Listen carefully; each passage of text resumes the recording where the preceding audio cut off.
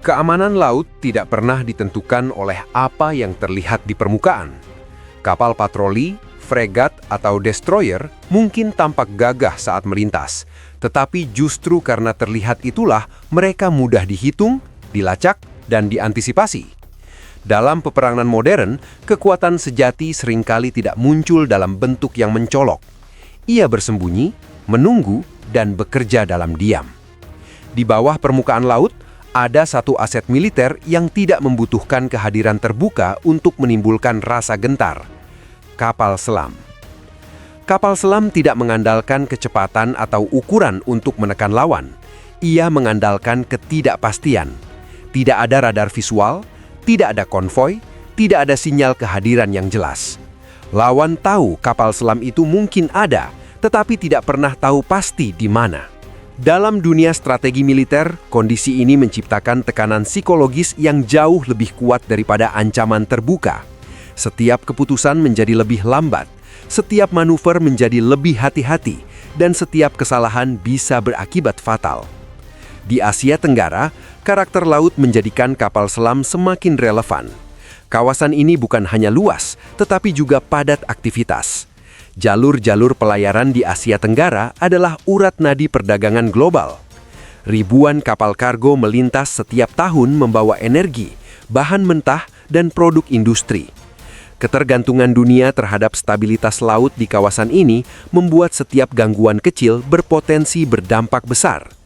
Di saat yang sama, kawasan ini juga dipenuhi sengketa wilayah, klaim tumpang tindih, dan persaingan kepentingan kekuatan besar. Dalam situasi seperti ini, negara-negara di Asia Tenggara menghadapi dilema yang sama. Mereka harus menjaga kedaulatan laut tanpa memicu eskalasi terbuka. Mereka perlu menunjukkan kesiapan tanpa terlihat agresif. Kapal selam menjadi jawaban yang paling rasional. Ia tidak memamerkan kekuatan, tetapi keberadaannya cukup untuk mengubah perhitungan lawan. Ia bukan alat provokasi, melainkan alat pencegah. Cara paling sederhana untuk membaca keseriusan sebuah negara dalam menjaga wilayah lautnya adalah dengan melihat bagaimana mereka membangun kekuatan bawah laut. Bukan hanya dari jumlah kapal selam, tetapi dari konsistensi investasi, kesiapan operasional, dan integrasi ke dalam strategi pertahanan jangka panjang. Dari sudut pandang ini, peta kekuatan kapal selam ASEAN mulai memperlihatkan pola yang menarik. Vietnam berada di posisi paling depan dalam hal kuantitas dan konsistensi. Armada kapal selamnya tidak dibangun untuk tujuan simbolik. Jumlahnya signifikan, status operasionalnya jelas, dan perannya terintegrasi dengan kebutuhan strategis nasional. Wilayah Laut Vietnam berbatasan langsung dengan kawasan yang penuh dinamika geopolitik. Setiap perubahan keseimbangan kekuatan di laut akan langsung berdampak pada kepentingan nasional mereka. Karena itu, Vietnam tidak menunggu situasi memburuk sebelum bertindak. Kapal selam yang menjadi tulang punggung armada Vietnam dikenal sebagai platform yang dirancang untuk beroperasi senyap di perairan kompleks. Lingkungan laut di Asia Tenggara tidak selalu ideal untuk kapal selam besar. Kedalaman yang bervariasi, lalu lintas kapal yang padat, serta kondisi akustik yang rumit justru menguntungkan kapal selam diesel elektrik yang dirancang untuk efisiensi dan keheningan. Disinilah Vietnam memaksimalkan keunggulan mereka. Yang sering luput dari perhatian adalah bagaimana Vietnam tidak hanya mengejar kemampuan patroli jarak jauh, tetapi juga fleksibilitas operasional. Kapal selam mini yang mereka operasikan membuka spektrum misi yang lebih luas. Operasi dekat pantai, pengintaian, hingga misi khusus dapat dilakukan tanpa melibatkan platform besar yang lebih mudah terdeteksi. Kombinasi ini menunjukkan pemahaman mendalam terhadap karakter konflik laut modern yang jarang bersifat frontal dan lebih sering berlangsung dalam zona abu-abu. Pendekatan Singapura berada di spektrum yang berbeda tetapi sama seriusnya. Negara ini tidak memiliki wilayah laut luas, tetapi justru berada di titik paling sensitif dalam jaringan pelayaran global. Setiap gangguan di sekitar perairannya akan langsung memukul ekonomi dan stabilitas nasional. Singapura tidak bisa mengandalkan kedalaman wilayah sebagai penyangga. Mereka mengandalkan presisi, kesiapan, dan teknologi. Armada kapal selam Singapura dibangun dengan filosofi jangka panjang. Setiap unit dirancang untuk bertahan lama, terintegrasi dengan sistem pengawasan modern, dan dioperasikan oleh personil dengan standar pelatihan tinggi. Yang membuat Singapura menonjol bukan hanya apa yang mereka miliki hari ini, tetapi apa yang sedang mereka siapkan untuk 1 dekade ke depan. Proses pengadaan yang berkelanjutan menunjukkan bahwa mereka melihat kapal selam sebagai investasi strategis, bukan pembelian reaktif. Dalam konteks Singapura, kapal selam berfungsi sebagai alat pengendali situasi. Ia memungkinkan negara ini memantau perairan kritis tanpa perlu menunjukkan kehadiran militer secara terbuka. Dalam lingkungan geopolitik yang sensitif, kemampuan seperti ini sangat bernilai. Singapura tidak perlu menjadi yang terbesar untuk menjadi yang paling diperhitungkan. Indonesia menghadapi tantangan yang jauh lebih kompleks. Sebagai negara kepulauan, wilayah laut Indonesia bukan hanya ruang strategis, tetapi bagian dari identitas nasional. Ribuan pulau, selat-selat sempit, dan jalur pelayaran penting menjadikan pengawasan laut sebagai pekerjaan yang tidak pernah selesai. Dalam konteks ini, kapal selam bukanlah opsi tambahan, melainkan komponen inti dari pertahanan negara. Sejarah pengoperasian kapal selam Indonesia mencerminkan perjalanan panjang membangun kekuatan bawah laut di tengah keterbatasan. Armada lama pernah menjadi simbol kemampuan strategis, tetapi juga mengingatkan bahwa teknologi militer menuntut pembaharuan terus-menerus. Insiden tragis yang menimpa salah satu kapal selam Indonesia menjadi titik refleksi nasional tentang pentingnya modernisasi, keselamatan, dan manajemen risiko. Langkah Indonesia dalam beberapa tahun terakhir menunjukkan perubahan arah yang signifikan. Pengadaan kapal selam generasi baru tidak hanya difokuskan pada penambahan jumlah, tetapi juga pada pembangunan kapasitas nasional. Keterlibatan industri dalam negeri dalam proses produksi adalah sinyal bahwa Indonesia tidak ingin selamanya berada di posisi pengguna. Mereka ingin menjadi bagian dari rantai pengetahuan dan teknologi. Namun, tantangan Indonesia tidak berhenti pada pengadaan. Armada kapal selam membutuhkan ekosistem pendukung yang kompleks. Pelatihan awak, fasilitas perawatan, sistem komando, dan integrasi dengan kekuatan laut lainnya harus berkembang seiring. Tanpa itu, kapal selam modern sekalipun tidak akan memberikan efek strategis yang maksimal.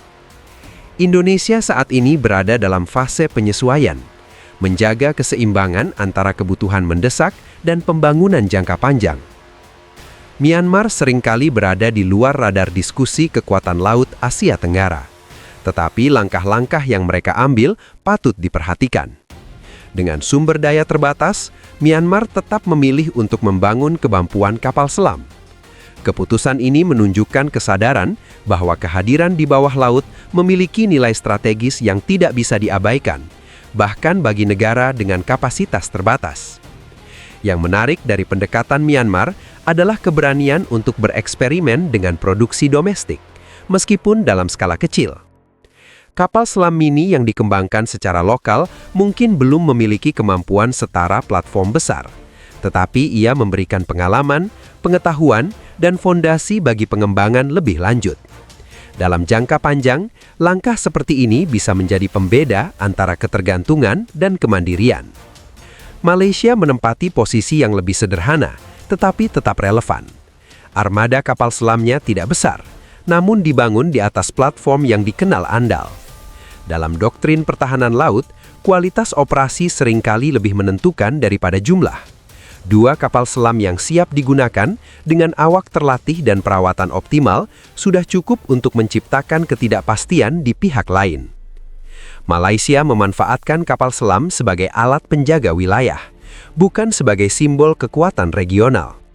Pendekatan ini mencerminkan fokus pada stabilitas dan perlindungan kepentingan nasional tanpa terlibat dalam perlombaan senjata yang tidak perlu. Dalam konteks ASEAN, pendekatan seperti ini justru membantu menjaga keseimbangan kawasan. Jika seluruh gambaran ini disatukan, terlihat jelas bahwa Asia Tenggara sedang mengalami transformasi dalam cara memandang pertahanan laut. Fokus tidak lagi semata pada kekuatan permukaan, tetapi pada kemampuan bawah laut yang senyap dan sulit diprediksi. Kapal selam menjadi alat utama dalam menjaga status quo, mencegah eskalasi, dan memberikan ruang diplomasi. Yang menarik, tidak ada satu model tunggal yang diikuti semua negara. Setiap negara menyesuaikan strategi kapal selamnya dengan kondisi geografis, kapasitas ekonomi, dan kepentingan politik masing-masing. Vietnam mengandalkan jumlah dan kesiapan. Singapura mengandalkan teknologi dan perencanaan. Indonesia mengandalkan kebutuhan geografis dan pembangunan kapasitas. Myanmar membangun fondasi awal. Malaysia menjaga efisiensi.